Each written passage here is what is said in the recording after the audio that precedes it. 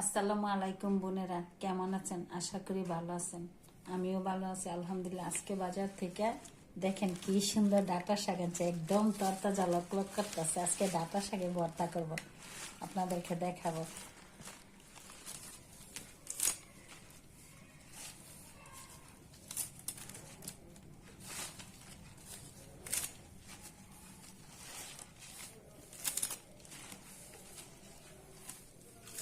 রসুন ভাজা নিতেছি এই ডাঁটা পাতার ভর্তা বানানোর জন্য।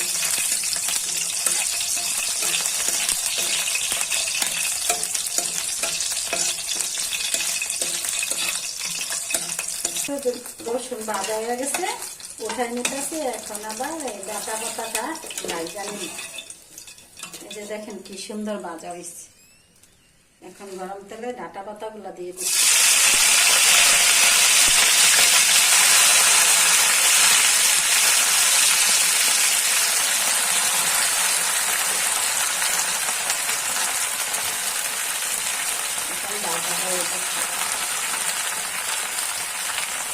এখন ডাঁটা পাতাগুলা ভাজা হয়ে গেছে, ডাঁটা পাতা ভাজা নিছি, তারপরে পেঁয়াজ কুচি করে নিছি, ধনিয়া পাতা কুচি করছি, শুকনা মরিচ আর রসুন তেলে ভাজা নিছি। এখন ভর্তাটা বানাবো।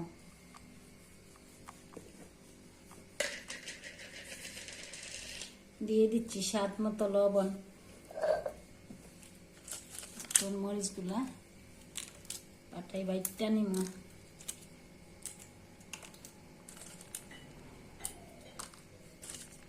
আর এই ডাঁটা পাতার ভর্তাটা ভাজা এইভাবে বানালে অনেক টেস্ট হয়। আর আপনারা একবার হইলো বানাই এটা খাইয়া দেখবেন, গরম ভাতের সাথে অন্যরকম লাগে।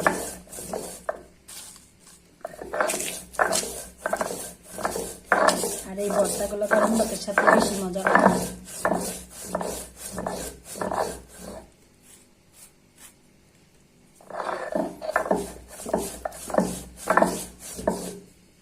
এখন রসুনটা বাইটটা নিয়ে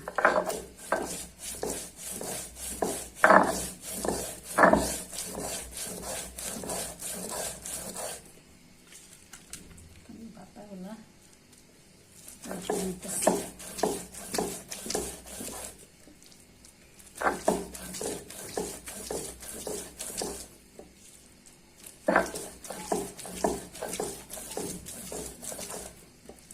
পাতাটা ভাব দাও, পানিটা নাইয়া ভর্তা বানাইতেছেন, কিন্তু তেলে ভাজা বানাইলে অন্যরকম একটা টেস্ট। আর নরম পাতা দো একবারে লক লক করে ডাঁটা পাতা দিয়ে এত সুন্দর সিদ্ধ হয়েছে।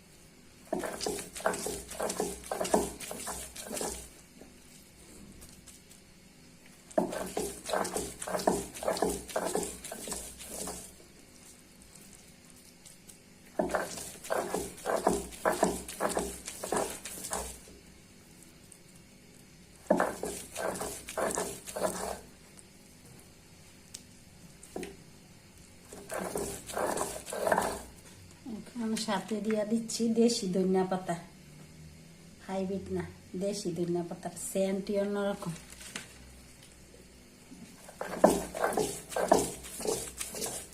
ও কি একটা গান ছুটছে রে, ইচ্ছা করতেছে যে না আমি খেয়ে ফেলি।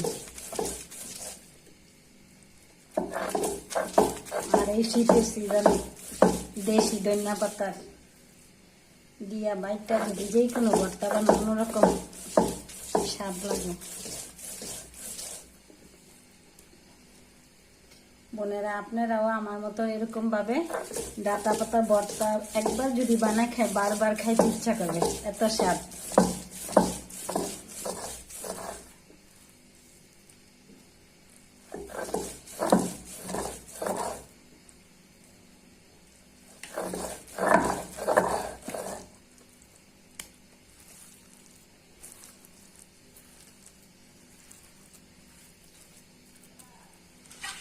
এখন দিয়ে দিচ্ছি পেঁয়াজ কুচি।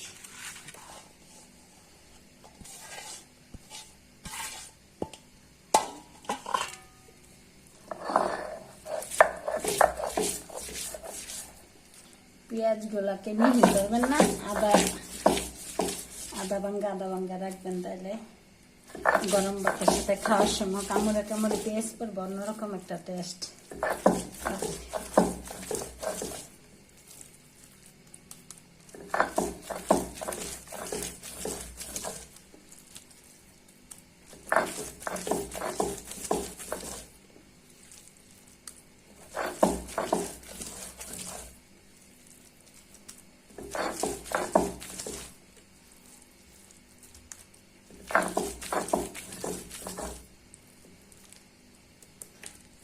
হয়ে গেল মজাদার স্বাদের ডাঁটা পাতার ভর্তা।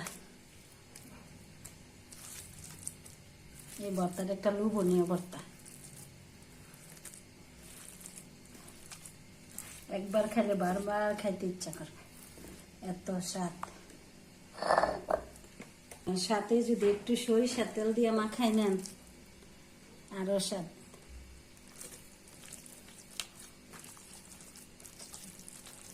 আপনি সরিষার তেল দিয়ে মাখাইলেও পারেন, না মাখাইলেও এরকম ভাবে বাইটা বানাইতে পারবেন। এখন দেখি একটু টেস্ট করে, ও সেই রকম হয়েছে। বোনেরা আপনারা আমার সাথে থাকলে 2 লোকমা ভাত খাওয়াই দিতাম, বলতেন যে কত স্বাদ। বোনেরা ভালো থাকবেন, সুস্থ থাকবেন, আমার ভিডিওগুলো বেশি বেশি দেখবেন, লাইক করবেন, কমেন্ট করে জানাবেন। আল্লাহ হাফেজ।